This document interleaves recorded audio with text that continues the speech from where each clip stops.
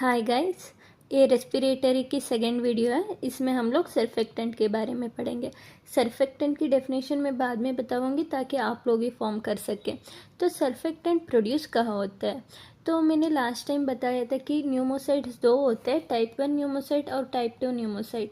Type 1 pneumocyte gaseous exchange के लिए important है और टाइप 2 सर्फेक्टेंट प्रोडक्शन के लिए। तो ये जो टाइप 2 न्यूमोसाइट्स होते हैं सर्फेक्टेंट प्रोड्यूस करते हैं।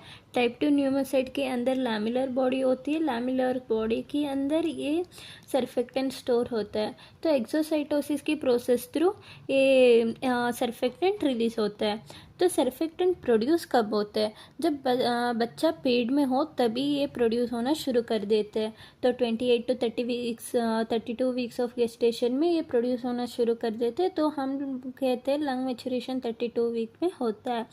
तो कंपोजिशन क्या है, हम लोग पहले पढ़े कि कहाँ प्रोड्यूस होता है, अगर क्या उसमें क्या क्या है इसके बारे में बात करेंगे। कंपोजिशन है ना, लाइपोप्रोटीन कॉम्प्लेक्स है, बस इतना याद रखिए। लाइपो ये खुद बता रहे हैं फॉस्फोलिपिड है, और प्रोटीन प्रोटीन है। प्रोटीन में ना ABCD और जो फर्स्ट में है और लास्ट में ए है और डी है, ये लंग मैच्योरिटी में बहुत इंपॉर्टेंट रोल प्ले करेगा और इम्यूनिटी देगा। अगर लिपिड्स की बात करें तो लेसिथिन ये मेजर लिपिड है, उसको हम लोग डाइपॉल्मिटॉल फॉस्फेटिडाइल कोलाइन कहकर भी कह सकते हैं। तो लेसिथिन बहुत इंपॉर्टेंट है, और स्पिंगोमाइलिन जो माइनर लिपिड है ये भी बहुत इंपॉर्टेंट है। ये दोनों याद रखिएगा। कि नॉर्मली हम लोग वाटर ड्रॉपलेट्स कैसे होता है उसके बारे में पढ़ेंगे, ताकि हम लोगों को सर्फेक्टेंट की मैकेनिज्म ऑफ एक्शन हमें समझ पाए। तो क्या होता है कि आप देखो कि जो अंदर की वाटर ड्रॉपलेट है, फोर्स है ना सभी साइड से आ रहे हैं, अगर देख पा रहे हो तो। लेकिन अगर वही सरफेस की जो वाटर ड्रॉपलेट है उसको देखो कि फोर्स है ना सभी साइड से नहीं आ रहा, ऊपर से नहीं आ रहा। तो ऊपर का क्या हो जाता है कि इनवर्ट फोर्स जैसे बन जाते हैं।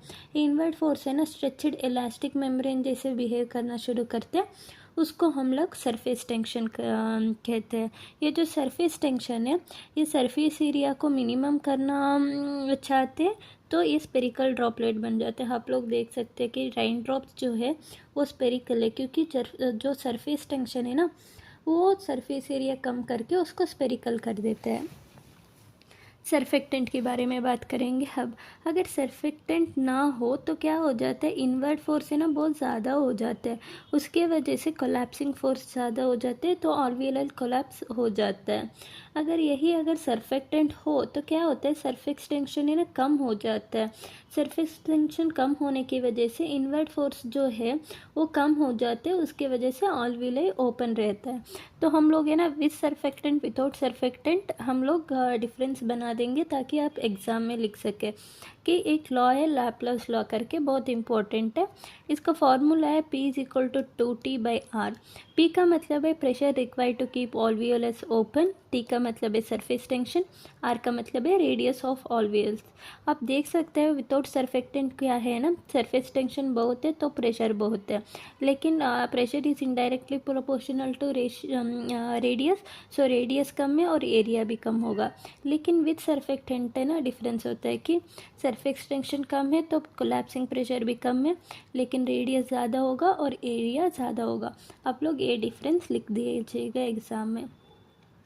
तो फंक्शन क्या क्या है सर्फेक्टेंट, क्यों इतना इम्पॉर्टेंट है सर्फेक्टेंट?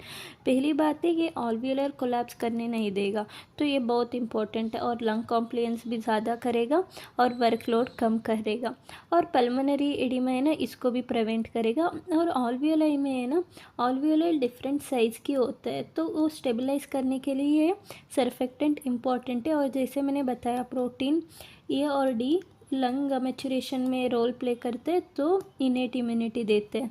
और फीटल लंग मैच्योरिटी ये बहुत इंपॉर्टेंट है। क्या है ना, फीटल लंग मैच्योर हुआ है या नहीं हुआ है ये पता लगाने के लिए हमारे पास 3 टेस्ट है। 2 टेस्ट नॉर्मल है जो हम लोग एक्चुअली में नहीं करते, लैमिलर बॉडी काउंटिंग।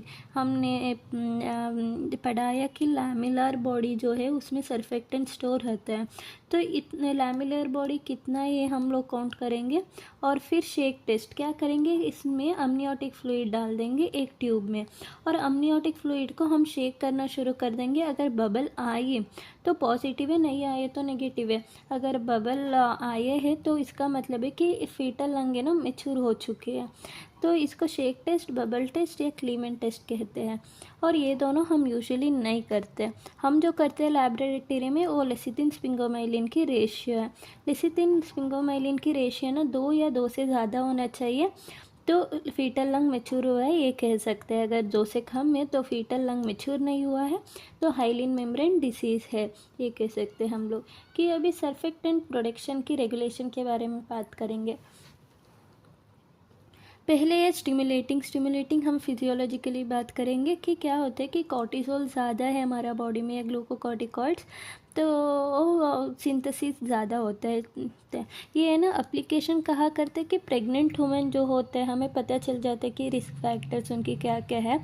अगर वो प्री टर्म डिलीवरी की रिस्क फैक्टर में है तो क्या करते हैं हम लोग पहले ही ग्लूकोकॉर्टिकॉइड्स कॉर्टिसोल दे देते हैं। जैसे कि ये बेटामेथासोन डेसामेथासोन हो गया, एक कॉर्टिसोल है।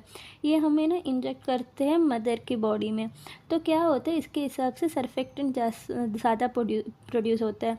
सर्फेक्टेंट है ना 2 मेथड से प्रोड्यूस होता है। एक टाइप 2 न्यूमासाइट मैच्योरेशन होकर और सिंथेसिस ज़्यादा होता है लेसिथिन की। तो इसके वजह से सर्फेक्टेंट प्रोड्यूस होता है तो लंग मैच्योरेशन हो जाता है बच्चे में ताकि प्री टर्म डिलीवरी हो जाए तो भी प्रॉब्लम नहीं होगा। तो थायराइड हार्मोन है, थायराइड हार्मोन भी स्टिमुलेटिंग फैक्टर है। और हाइड्रोनर्जिक स्टिमुलेशन भी स्टिमुलेटिंग फैक्टर है जो है एड्रेनलिन। एड्रेनलिन क्या करता है कि सर्फेक्टेंट जो स्टोर्ड है लेमिलर बॉडी में वो सेक्रेट करने के लिए हेल्प करता है। और नॉर्मल ब्रीथिंग, जब नॉर्मल ब्रीथिंग करते हैं ना तो ऑलव्यूलर स्ट्रेच हो जाते हैं। ऑलव्यूलर स्ट्रेच होने के बाद कि ये टाइप 2 न्यूमोसाइट को स्टिमुलेट करते हैं सर्फेक्टेंट रिलीज़ करने के लिए। सेकेंड हम पढ़ेंगे इनिबिटिंग।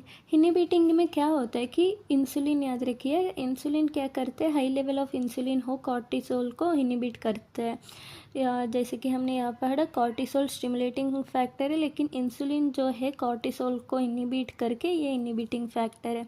तो क्या होता है कोई मदर समझो जिसको डायबिटीज़ मेलिटस है और उसका बच्चा हो जाता है, बच्चा है ना कि सर्फेक्टेंट डिफिशियंसी में आ जाते हैं तो वो उसको हाइलिन मेम्ब्रेन डिसीज़ हो सकता है। और सेकेंड है सिगरेट स्मोकिंग और ऑक्सीजन टॉक्सिसिटी। सिगरेट स्मोकिंग में क्या होता है कि फ्री रेडिकल और टॉक्सिन रिलीज होते हैं स्मोकिंग की वजह से। ये है ना ऑलव्यूलर एपिथेलियम को डैमेज करके टाइप 2 न्यूमोसाइट को डैमेज कर देगा। जब टाइप 2 न्यूमोसाइट्स ही नहीं होगा तो सर्फेक्टेंट तो रिलीज ही नहीं होगा। ऑक्सीजन टॉक्सिसिटी भी ऐसे है, रिएक्टिव ऑक्सीजन स्पीसीज फॉर्मेशन करेगा तो एपिथेलियल डैमेज होगा। एपिथेलियल डैमेज और टाइप 2 न्यूमोसाइट डैमेज होगा। जब एपिथेलियम डैमेज और टाइप 2 न्यूमोसाइट डैमेज होगा तो सर्फेक्टेंट ही प्रोड्यूस नहीं होगा। Occlusion of main bronchus and occlusion of one pulmonary artery. जब कोई ब्रांच है ना अक्लूशन हो जाते हैं तो आल्वियोलर कोलैप्स हो जाता है। आल्वियोलर कोलैप्स की वजह से टाइप 2 एक्टिविटी डिक्रीज हो जाते हैं और सर्फेक्टेंट प्रोड्यूस होना भी डिक्रीज हो जाता है। अगर सर्फेक्टेंट प्रोड्यूस होना डिक्रीज हो जाता है तो सर्फ एक्सटेंशन ज़्यादा होकर ऑलव्यूलर कोलैप्स होगा। इसमें क्या होता है कि ऑलव्यूलर कोलैप्स की वजह से और ज़्यादा ऑलव्यूलर कोलैप्स हो जाएगा। क्लिनिकल इंपॉर्टेंस पढ़ेंगे इसमें है ना कि नियोनेटल रेस्पिरेटरी डिस्ट्रेस सिंड्रोम जिसको हम हाइलिन मेम्ब्रेन डिसीज़ भी कह सकते हैं। ये ना हम बहुत देखेंगे हॉस्पिटल्स में क्या होता है कि सर्फेक्टेंट डेफिशिएंसी हो जाते हैं प्री मैच्योर बेबीज़ में। तो ये बेबी कैसे प्रेजेंट करेगा, टेकिपनिया, ज़्यादा ब्रीथ करना और चेस्ट डिस्ट्रैक्शन और साइनोसिस और ग्रंटिंग जैसे क्लिनिकल फीचर प्रेजेंट होगा। तो हम लोग लैबोरेटरी को सेंड करते हैं लेसिथिन और स्पिंगोमाइलिन रेशियो फाइंड करने के लिए। ये लेसिथिन और स्पिंगोमाइलिन रेशियो ना 2 से कम होगा indicating it is an immature lung. और ट्रीटमेंट क्या देते हैं, इमेच्योर लंग है तो मैच्योर करने के लिए कॉर्टिकोस्टेरॉइड देते हैं जैसे कि कॉर्टिसोल स्टिमुलेटिंग फीचर है। अगर ये वर्क नहीं हुआ तो एक्सोजीनियस सर्फेक्टेंट देते हैं। एक्सोजीनियस सर्फेक्टेंट है ना बेरेक्टेंट, लुसिनेक्टेंट जैसे कि वो सर्फेक्टेंट की तरह ही एक्ट करें। और हम लोग मैकेनिकल वेंटिलेशन सपोर्ट देंगे। और एडल्ट रेस्पिरेटरी डिस्ट्रेस सिंड्रोम में इन्हें क्या क्या होता है कि ट्रॉमा हो गया या निमोनिया हो गया या सेप्सिस हो गया या एस्पिरेशन हो गया, ये सब कंडीशन में क्या होता है कि आल्वियोलर इंजरी हो जाते हैं जिसके वजह से सर्फेक्टेंट रिड्यूस हो सकते हैं या इनएक्टिवेटेड हो सकते हैं। तो इसमें क्या होगा, अगर सर्फेक्टेंट रिड्यूस या इनएक्टिवेटेड हो गया तो ऑल्व्यूलर कोलैप्स हो जाएगा और कॉम्प्लायंस डिक्रीज हो जाएगा, तो हाइपोक्सेमिया हो जाएगा। ये है सर्फेक्टेंट के बारे में। अगर 10 मार्क्स का आए या यूजुअली 5 मार्क्स का आता है तो आप लोग ऐसे लिखिएगा कि सर्फेक्टेंट कहाँ प्रोड्यूस होता है, उसकी कंपोजिशन क्या है और मैकेनिज्म ऑफ एक्शन क्या है और फंक्शन क्या है और रेगुलेट कैसे करते हैं और क्लिनिकल इम्पोर्टेंस लिख दीजिएगा। फाइनली हम लोग पढ़ेंगे डेफिनेशन के बारे में। सर्फेक्टेंट है ना complex mixture of phospholipid and protein, जो हमने यहाँ पढ़ा लाइपोप्रोटीन कॉम्प्लेक्स है, और ये ना टाइप 2 न्यूमोसाइट से प्रोड्यूस होता है, टाइप 2 न्यूमोसाइट से प्रोड्यूस होता है, और which reduce surface tension at the air and liquid interface of alveoli. यहाँ पढ़े हम लोग ये सरफेस टेंशन को कम करते हैं, तो ये सब कंबाइंड करके डेफिनेशन लिख दीजिएगा। Surfactant is a complex mixture of phospholipid and protein produced by a type 2 pneumocyte which reduce surface tension at the air-liquid interface in alveoli। ये है डेफिनेशन। तो इतना ही है सर्फेक्टेंट के बारे में, तो पढ़ते रहेगा। हम लोग नेक्स्ट वीडियो डाल दूँगी जल्दी। Thank you.